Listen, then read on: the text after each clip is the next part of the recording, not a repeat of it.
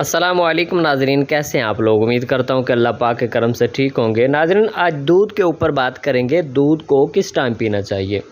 ناظرین، یہ بہت اہم ہونے والی ہے ویڈیو، کیونکہ آپ نے اینڈ تک دیکھنی ہے۔ دودھ کس وقت اور کس ٹائم پہ، کھانے سے پہلے، کھانے کے بعد پینا چاہیے۔ ناظرین، رات کو سوتے وقت دودھ نہیں پینا چاہیے، کیونکہ رات کو جب ہم سوتے ہیں تو ہمارا معدہ ورک کر رہا ہوتا ہے، ہم کھانا کھا کے سو جاتے ہیں اور معدے کو زیادہ کام کرنا پڑتا ہے، زیادہ طاقت لگانی پڑتی ہے، اس لیے معدہ کمزور بھی ہو جاتا ہے۔ اور دودھ تو دیر پا ہضم والی چیز ہے، اس میں ہے تو یہ مکمل غذا، برحال اس کا جو طریقہ کار ہے وہ بھی صحیح ہونا چاہیے۔